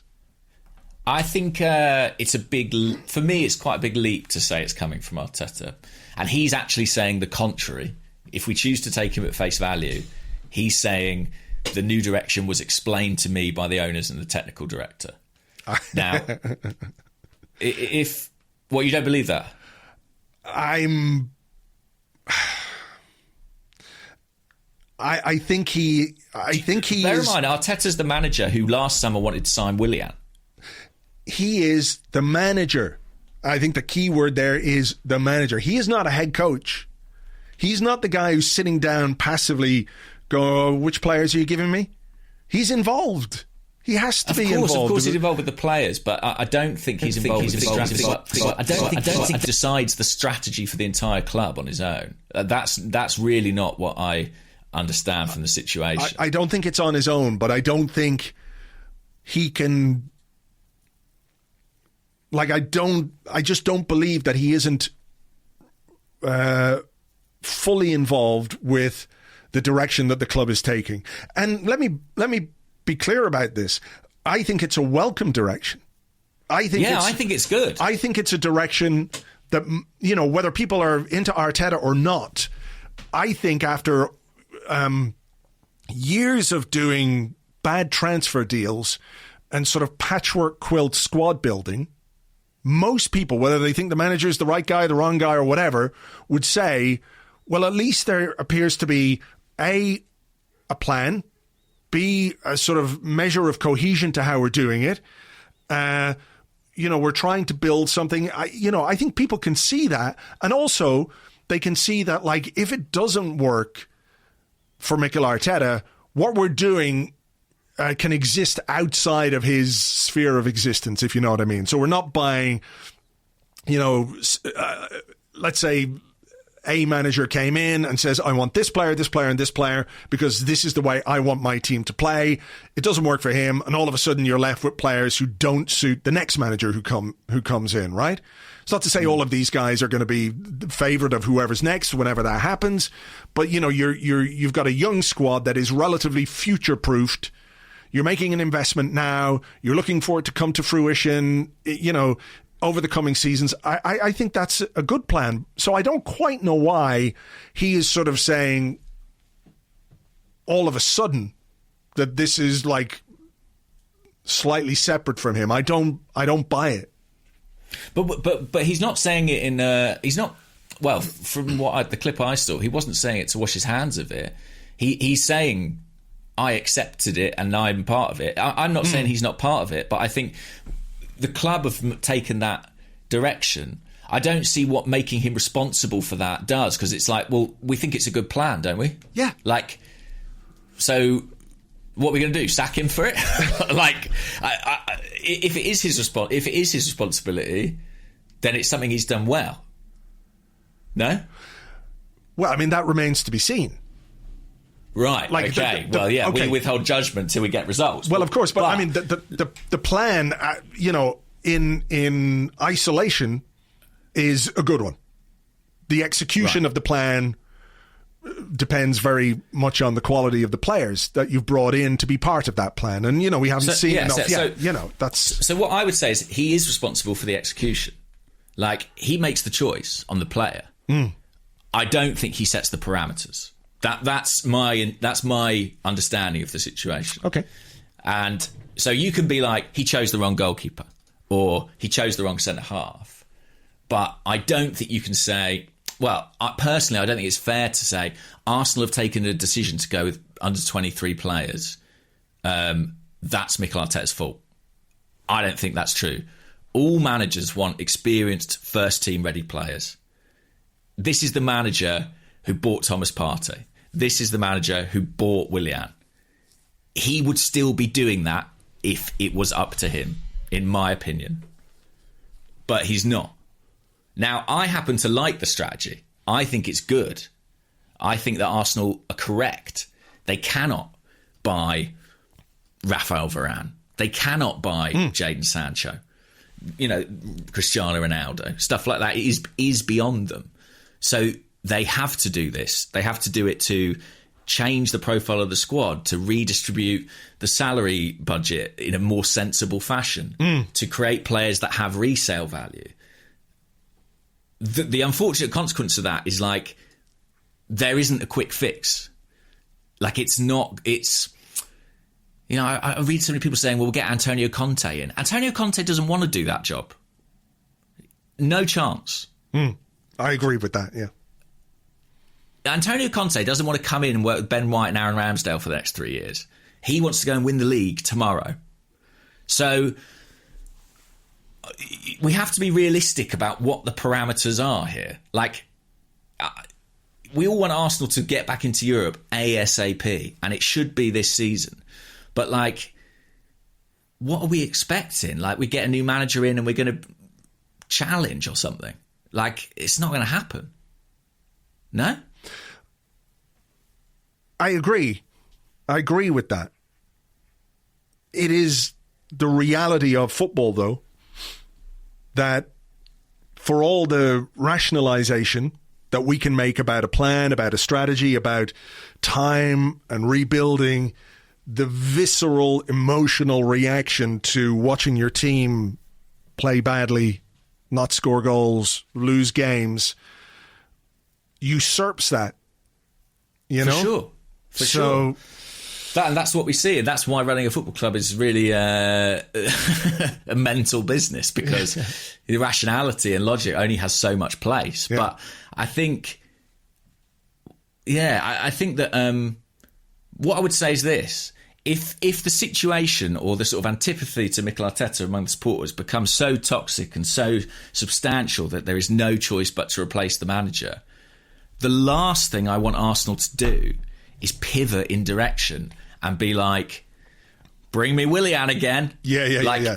For the first time in ages, the strategic path, in my opinion, is correct. So I just worry about U-turning so early into what I think is actually the right direction. Yeah, but I mean, the right direction, we can continue in that direction with a different coach, with a different driver, Yeah, and that's true. That is true. Like, maybe Mikel Arteta isn't the best person to guide this young squad. But what I would say to fans is, even if it's not Mikel Arteta, if it's Graham bloody Potter or whoever it is, because it's not going to be Antonio Conte, in my opinion, it will still be really difficult. And it will still take time. And there'll still be games we lose for years. No? But that's football. That's football. Exactly. You're going to have to accept. Nobody's saying that we should win every game or anything like it. I don't think that's true. What's the phrase that's cropped up over the last sort of 18 months? Direction of travel. I think that's more important than ever. Right now, the direction is bad. We need to rechart our course and start heading. But is the direction bad? Like that's what I'm saying. Like, well, we're bottom of the table with no points and no goals. I mean, in this very short term, the direction is bad. We've sort of fallen down a pothole. We were, ambling along the street, and now we've fallen down. We've got to get up, get going again. But until people can become convinced that there's a consistent direction of travel, those doubts will remain. Yeah, I suppose. But what I'm saying is I understand the debate over the coach. But, like, don't throw the baby out with the bathwater. Like, don't sort of go, well, it's all fucking shit. Because they are doing things smarter, better. And I do think that, yeah, okay, we're bottom after 3 games. But I do just think that there's a sort of... Don't be Granit Xhaka. Don't lose your head and dive in. You know what I mean? It's a long season. It is. And we've got to win some games. I think we've kind of talked this one out. And we're 35 minutes in. I think we've only done one question or 2 questions. So, yeah, I know where you're coming from. I think most people will understand where you're coming from as well. But, results will dictate what happens. And that is the simple fact of football. So They will. But I don't want to get pulled into this thing where it's just like everything's a crisis, In 3 weeks' time, if we're still bottom after like 6 games, okay, fine. But it's 3 games. It is only 3 games. We'll probably lose a dozen games this season. I hope not. That would be improvement on last season when we lost 13, though. So just a regular dozen rather than a baker's dozen of defeats. But look, yeah, okay. Have you got you said you had a question about Bernd Leno, so let's do that. I don't think it's worth it. Honestly, I don't. I think we've sort of covered it, haven't we? The Bernd Leno. No, just everything. I think it seems mad to now be like, oh, what about Bernd Leno? Bernd Leno doesn't matter. Have you talked yourself into an existential crisis here? No, not at all. I just feel like it seems weird to go back to my news show. It's sort of like, oh yeah, Bernd Leno, could he have done better? I don't really care about that very much. I sort of think this question of like, what are we going to do? Are we going to fucking tear the Emirates Stadium down or not? Is much bigger.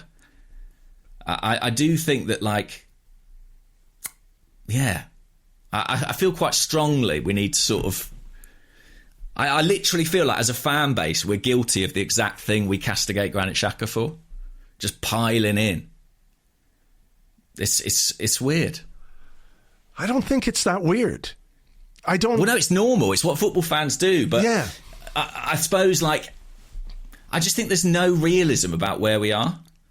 I really feel like the expectations are... Like, I'm not saying the expectation should be that we get beat 5-0 against Man City and don't have a shot or whatever. But I just think it's such a difficult environment in which to work because people are like... People aren't realistic. Yeah. You must know this. Like, we all know. We're all football fans, but we all also know football fans are a bit mad. Don't we? Yeah, I mean, I think, I think there's a point to be made about the way the team were supported during the game at Man City. And some of that is that kind of, okay, we're losing. We know we're going to lose. We know we're not very good, but we're here and we're going to support the team. And I think, that was brilliant. So I do get what you're saying. But we'll always be 3 games from a crisis until we're winning the league again. That is how it's going to be for years. And personally, I just find it a bit exhausting. I'm just sort of like, we've got to give it more time. Because, yeah, I don't know. Well, everyone's different. Right. Of course. But I think... So you're sort of saying, look, what happened in these 3 games was absolutely shit. Yeah. There's no denying that it was shit. Even if there are mitigating circumstances, even if there are, if you want to put in inverted commas, excuses or reasons, it's not good enough. It's not at the level that Arsenal Football Club should be at. However, you're prepared to sort of put that shit in a box, go again after the international break, and sort of take it from there and see where we are at the end of September, see where we are. I mean, that's... Well, definitely that's where I am, yeah. I think that's where a lot of people are. But I suppose I more mean like we allow a defeat, a really bad defeat, to let us forget everything good, and that's what I struggle with sometimes. The sort of the idea that but that's because results are paramount in football. I completely get that. And all football fans are miserable. There was a story on The Athletic today that Michael Edwards was leaving Liverpool. The guy's completely transformed that club. And from our position where we're sat, we're like, wow, can Arsenal pay that guy £1 billion to fix us? He is a genius, right? I saw a lot of questions about that, yeah. Yeah, and then you look at the comments and it's all the Liverpool fans going, good fucking riddance. Wanker didn't get Salah signed up to a new contract. Get him out of the club. When City pulled out of the race to sign the 36-year-old Cristiano Ronaldo, the comments on the piece that I read on The Athletic were like, sack the board. Sack the board of Manchester City. Okay? Yeah. We live in a mental world of unhappiness. Football is a way for people to moan about something. I get that. But also, let's be grown-ups. No? I guess so. I mean, we're sort of slaves to what they do to us, though, in some ways. You know what I mean? Because we're in this... No, we're not slaves. We're like Granit Xhaka. We should be being smarter. We should be being more rational. We should take personal responsibility, Andrew. We're not slaves to emotion. But I want to 2-foot Mikel Arteta, James. I know. Anyway, I feel like this is going to be clipped up and people are going to say James having a nervous breakdown. I just suddenly sort of caught myself and was like, come on. I believe that the club have made the right decision to go with young players. I really think it's correct. I think it's going to cost us in the short term. I think we're not going to be as good this season as if we'd gone out and bought 27, 28-year-olds. Almost certainly. And yeah, some of these guys aren't even going to play. But I think in 2 or 3 years' time, whether or not Mikel Arteta is the manager, it will have been the right decision. And we've been asking for it. So I think our concerns over the manager, I just don't want that to be like, and therefore we have no choice but to set fire to the stadium. You know what I mean? I know what you mean, but I don't know that that's what most people are saying. There might be some lunatics out there who are, with the can of petrol and the matches. But I think we are where we are because of what's happened so far this season. The only way anyone feels any better is if Arsenal start winning football games. Correct. And we're now in a situation where I think, obviously going into a 2-week interlull on the back of losing to Brentford, losing to Chelsea, losing to Man City, and losing to Man City the way we lost to Man City, where pretty much it could not have gone worse.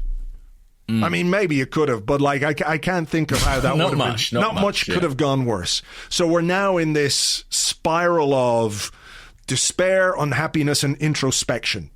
Yeah. I get it. And I like the logical part of my head says, step back, and B, take a bit of distance from it, which isn't really easy when you do what we do. But the only way it turns around is if we start playing some decent football, start scoring some goals, start winning matches.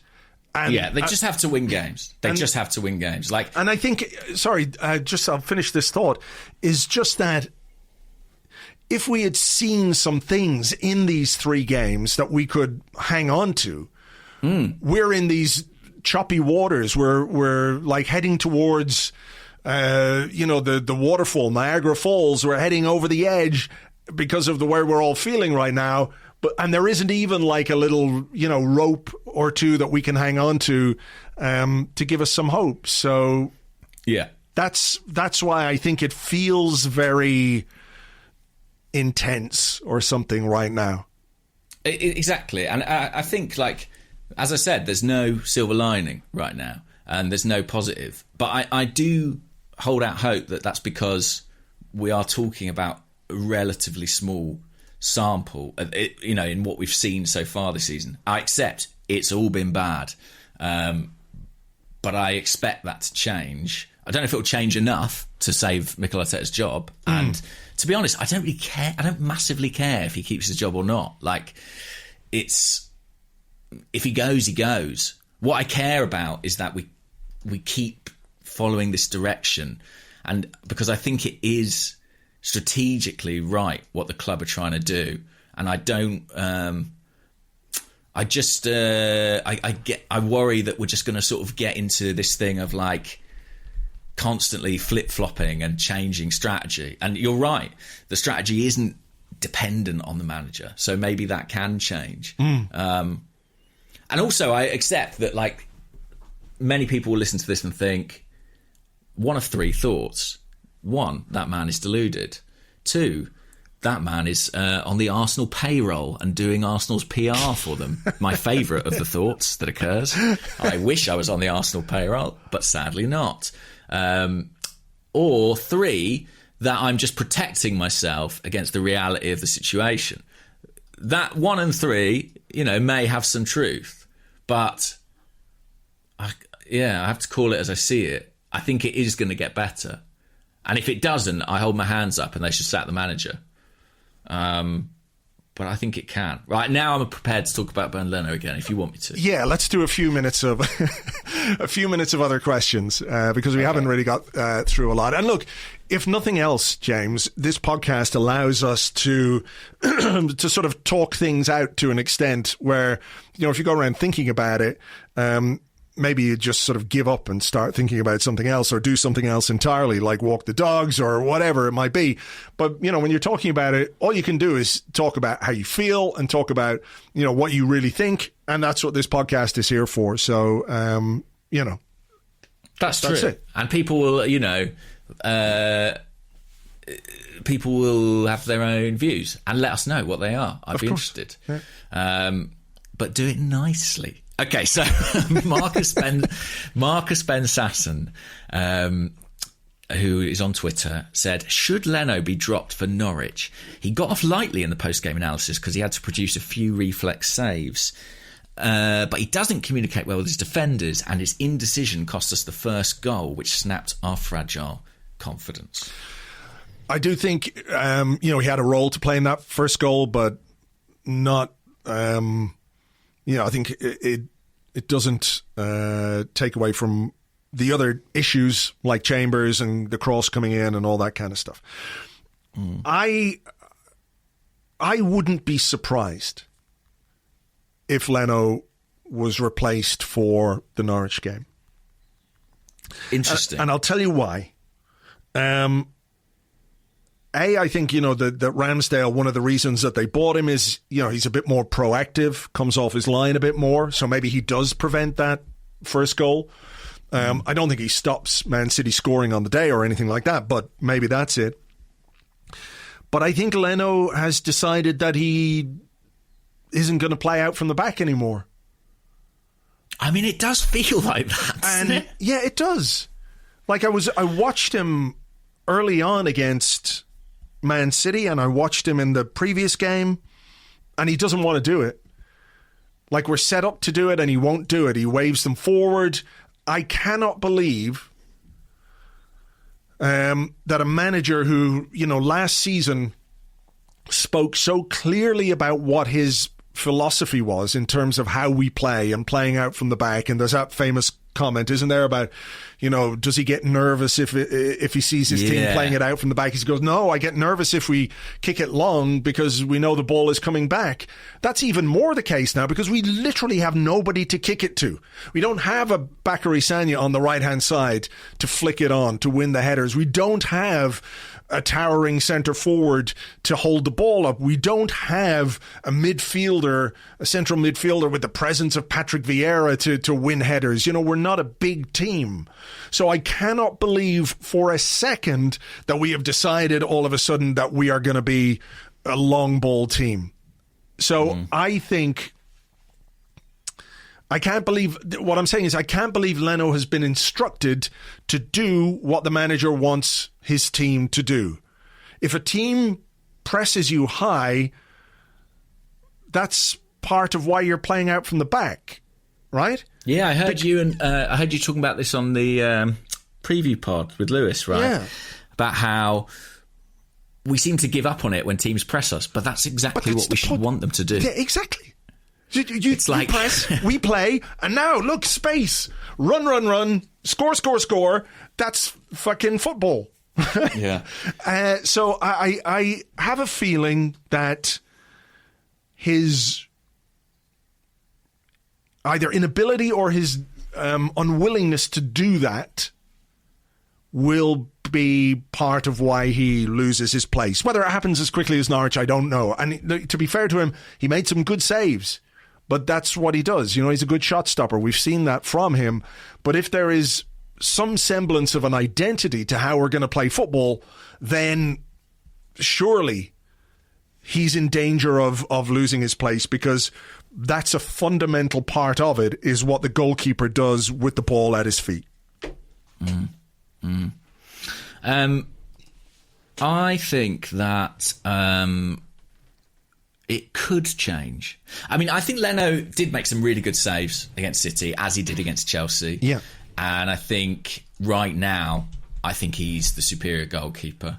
However, I saw someone float the idea on Twitter, and I forget who it was, so apologies, I've not been able to find it while you've been chatting there, that it might be worth changing Ramsdale in just to kind of create a sense of freshness and newness in the team. Like, I think if we came back after the international break and it was Ramsdale, Gabriel and White, with Thomas Partey back in midfield, with Lokonga in, he's obviously going to come in for hopefully Lokonga next to Partey. Yeah. I do think you might just. They compared it to, and I thought this was sort of very smart, when I think it was Szczesny and Vermaelen got dropped. Was it after the North London derby, maybe? And sort of Koscielny and Fabianski, I think, came into the team and had and suddenly Koscielny and Mertesacker formed a partnership. Yeah. There was something to be said for giving an opportunity to people and sort of creating a new dynamic. And I did feel that, and yes, some senior centre-backs were missing, but I did feel like the communication between the goalkeeper and the centre-halves against City felt very vague and very non-existent. I found myself thinking, who is in charge of this defence? Now, I don't know that any of Ramsdale, White or Gabriel are up to that, if they have the communication or the leadership to do that. But I pretty much know none of the ones we watched the Etihad do. Yeah. So I would, almost out of intrigue, I'd be tempted to just go for a new setup at the back and see how that fared, because no one who played against City really deserves to play against Norwich. Yeah, well, let's lay it out then. Thomas Partey is last season's £50 million midfielder. Aaron Ramsdale is this summer's £24 million goalkeeper. Ben White is our £50 million centre-half. Gabriel was our £27 million centre-half last summer. Lokonga is a nearly £20 million player. So if you're spending that money on these guys, get them in the team. Get them It's in the nearly team. £150 million worth of talent, theoretically. Get them in the team. I think that may be the way to go. And I think we have to accept that there may be a cost to that. You know, like White is not used to playing a back four, and he might make an error, or Ramsdale's a young goalkeeper and he might make a mistake, or he might play out from the back and do what Edison did this weekend and kick it off another bloke and it nearly goes in. But I sort of think that's a price I'm prepared to pay in the name of progress. Well, especially if it helps you forge an identity in terms of your team, who the characters are, who the leaders are, who you can depend on, and how you play. I mean, I think that's the important part of this, is that you're not just bringing these guys in because you've spent money on them. Of course, you're buying them. You know, it's because you want to play football in a certain way. Why did we sign Ben White? Just because we like that guy, so we'll sign him. Yeah. We've obviously bought him to do something specific, to fit in a specific way. Same reason that we have targeted Aaron Ramsdale, because we want a goalkeeper of a certain profile, and we have decided that Bernd Leno is not it. So we've spent £24 million on a goalkeeper. We haven't spent it on a number 2 goalkeeper, even though he is the number 2 right now, right? So, yeah, you know, I think these that's guys, fair, yeah. these guys. It's reductive when people say, why have they spent, I mean, I saw a tweet, why have Arsenal spent the money on reserve goalkeeper? Well, it's like, well, you know, I don't think that's how they see it moving forward. No. But yeah. No. I'm just trying to think. So that was the Bernd Leno question. That was the Bernd Leno question. We've done that one. I'm just trying to think if we got anything. A couple of quick ones then. Okay. Peter Hust says, morning, gents. Do we know what Richard Garlick is doing? It seems like he's flying under the radar, and all the transfer talk only mentions Edu and Arteta. So, do you know what Richard Garlick is doing? Hey, I hate to do a plug, but I'm going to write about that this week for The Athletic. But he's very involved. I just think Edu and Arteta are sort of sexier names probably in newspaper stories, but Richard Garlick is very, very heavily involved. In the, without, you know, spoilers of your piece, but I mean in the negotiation side of things. He's obviously not a talent ID guy. And I don't think he really can take too much credit for the strategy, simply because of when he arrived into the club. But in terms of the execution and actually the negotiation and the getting deals done, he's been a central figure, maybe the central figure. You know, so depending on what you think of the deals, that will affect your view of him. Okay. Hey, here's a question. Yeah. From @PramodFC. Are you still hating the Interlull this time around like we always used to, or are you glad it's here in this madness? It feels necessary, I think. It does, yeah. It feels like we could all do with a break and just sort of settle our nerves and calm down a bit, and hopefully, you know, we might... I might hate... Not this one. And actually, it's weird because, you know, my hatred of the Interlull came because I didn't want to be without Arsenal. I wanted to watch us play football. I wanted to watch us win games and score goals. But as I said at the start, you know, the feeling that I had during that Man City game of wanting to turn off is quite an unhappy feeling. So I don't like it. And maybe this Interlull will just come at the right time. And we can see what happens with the squad between now and the end of the transfer window. And then, you know, take stock. And by next week, I'll be thinking about how many goals we're going to score against Norwich. And then, yeah, that's just me being a ridiculous optimist. I get it, but there you go. This is my have question. to do that. Yeah, go on. What do you expect in what remains of the transfer window? Well, I was going to ask you that. Okay, go on. Well, no, you just asked me, so I'll answer. But you can chip in, of course. Okay. I really hope they can do something about the right-back situation, because I think it's a problem. I wonder, and I know, you know, what you said a few minutes ago about stepping back and taking stock and all of that kind of stuff, but I do think, like, the club are very aware of what the weight of public opinion is. You know, they're not blind to the criticism of you know, where we are and what's happened this season. I wonder if we might get a, hey, look over there. Look, it's a new player. Look, and they bring in a new player, and everyone goes crazy because we've got a new player, and it takes the focus off some of the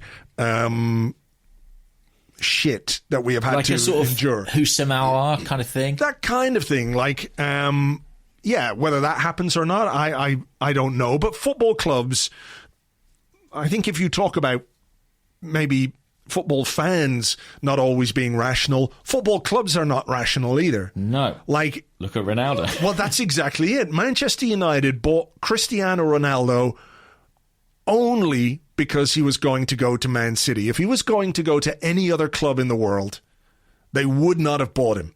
But just to stop him going to their rivals, their city rivals, they have spent X amount of money on whatever transfer fee. I don't think it's too substantial, probably something like 20 million pounds. But Cristiano Ronaldo does not come cheap. Even at 36 years of age, even with his past association with Manchester United, Cristiano Ronaldo and George Mendes do not come cheap. So they've done that deal not because they said, you know what would be just the finishing piece for the team this season, Cristiano. They just did it as a reaction. So Arsenal doing something as a reaction to what's happened in this month would not surprise me one bit. Would it make you happy? Depends what it was. Yeah. You know, I mean, I've just banged on about how much I love the strategy, so I can't be like, and now I hope tomorrow they buy, I don't know, Cavani. Well, I mean, how old is Husamawa? He's only 23. Would people be happy with that? I think they would. I think they would. Yeah. I mean, I think that would be a nice little addition. I don't know how likely that is or not. I think the right back situation is the priority in what's left of the window.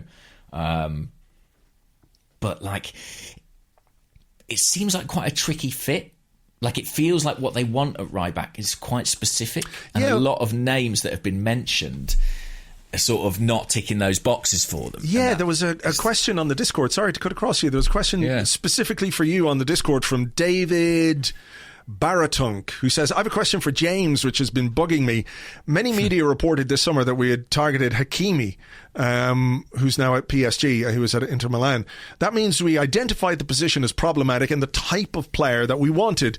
But since Hakimi has signed for PSG, we've not been linked with any right backs. Have we just given up? Was he the only one? What's happened there? Yeah, I mean, the Arsenal's Hakimi interest was quite a while ago now. And I don't know, sort of going back into last season, and I don't know if like the profile that they're looking for specifically has changed since then. We have been linked with some right backs, but for various reasons they kind of haven't worked out. I mean, I wrote about they really like Tyler Adams from Leipzig, who mainly is a holding midfield player but can also play right back, but he has no interest in moving this summer. There's a couple of others that Max Aarons, although, you know, from what I understand, Arsenal's interest was never serious in Max Aarons because they had concerns over his ability in the air, which I think maybe tells you a little bit about the kind of right back that they want, you know, and the way they see that role. I mean, if you think about the way Arteta's right backs have played, it's always been really kind of tucked in, relatively narrow, joining up with the midfield, whether it's been Bellerin, Chambers, Cedric. And I do think that they want someone who can do that quite specific job. I wonder if they might have to be a bit more imaginative in their thinking, or a bit more flexible in their thinking, just to get somebody in, because I don't know. I mean, we've got 4, but you know, there are question marks over all of them for different reasons. Well, and Maitland-Niles looks to be on his way to Everton, as we talked about. I mean, well, they're interested. Arsenal haven't accepted the bid as we're speaking now, but maybe they will. I mean, if they do, you obviously want to think, well, that means someone's coming in, but Arsenal could probably turn around and say, well, we've still got 3, actually. We still, you know, I think 2, I think would be allowed to go. I really hope they get a right back. Like you, I would never say no to a central midfield player. I I sort of think you can always take an upgrade in that part of the pitch, and it will always be valuable, even as an option. You know, even if it's someone who's just better than Mohamed El Neni, I think that would be great. I'm just trying to think of other areas. I think centre back we're covered, left back we're probably covered, goalkeeper we're fine. Centre forward doesn't seem like Lacazette's going anywhere, so I can understand someone not coming in there. So I think that's probably it. And I think we're going to see outgoings. And to be honest, I think outgoings could be a bit of a free for all. It's just a question of like who we can sell for what, or loan for what, or loan for what. I mean, there are certain players that we kind of have to accept bids for because they've got no clear role in the squad. You're thinking of Eddie. Yeah, I am thinking of Eddie. I'm thinking of Runarsson, to be honest. I mean, we've got 4 goalkeepers listed in the first team squad. He's, not one of those that we would want to see playing. Even though he played at the weekend, Kolasinac. Yeah, he should be gone. Willian, we're obviously hoping gets done. Yeah. Nelson. All these names are available. Maitland-Niles. It looks like it's going to be more, filling a trolley with players and pushing it down a hill rather than a trolley dash to bring loads of players in. I don't expect a trolley dash. I mean, a lot of people have drawn the comparison, obviously, to 10 years ago, 2011, heavy defeat in Manchester. I think what's worth saying is that in that pre-season, we hadn't brought many people in by that stage. It was sort of Gervinho and Alex Oxlade-Chamberlain, I think. And we'd lost a number of very important first-team players. Yeah. I don't see us repeating anything like that. But I think they will do everything they can to get a right back. And, I mean, to be honest, I think in the summer they felt like maybe we can get away with the right back one. But the first 3 games of this season have shown that may have been incorrect, It definitely was. It definitely was. Okay, very final one from Ali, who says, is Willian really walking away for free, or is this Arsenal PR to prevent further backlash from fans? In my opinion, Willian has been paid off. Well, he says William, but Willian, I know what he means. So, I don't damn you, autocorrect. So I don't know the ins and outs, is the honest truth. If he has torn up his contract without compensation, I to will borrow eat Mikel your Arteta's audiobook. word. I will use Mikel Arteta's word and say that would be almost unprecedented. Yeah. So what I'm saying now is no comment on the player or the agent. It just is incredibly rare for footballers to not get the money they're owed. It's really rare. So if it has happened, I take my hat off to the player. That is very commendable. But it would be extremely unusual. I think it's a gigantic if, in my opinion. Okay, well, look, we'll leave it there. We'll see what happens between now and tomorrow night. Yes. In the transfer market. We will do, we'll have a Patreon podcast for you, a post-window analysis podcast for you on Wednesday. So if you want to join us for that, if you're not already signed up, patreon.com/Arspog. James, are you feeling okay? Feeling good? Feeling like you've talked it out? Yeah, it always helps, doesn't it? It does. It does. Always helps. Talk to a friend. It always helps. I think, just a little thing on the window. Like, I really hope Nketiah and Nelson get moves. I really hope, for their sake, they do. Yeah.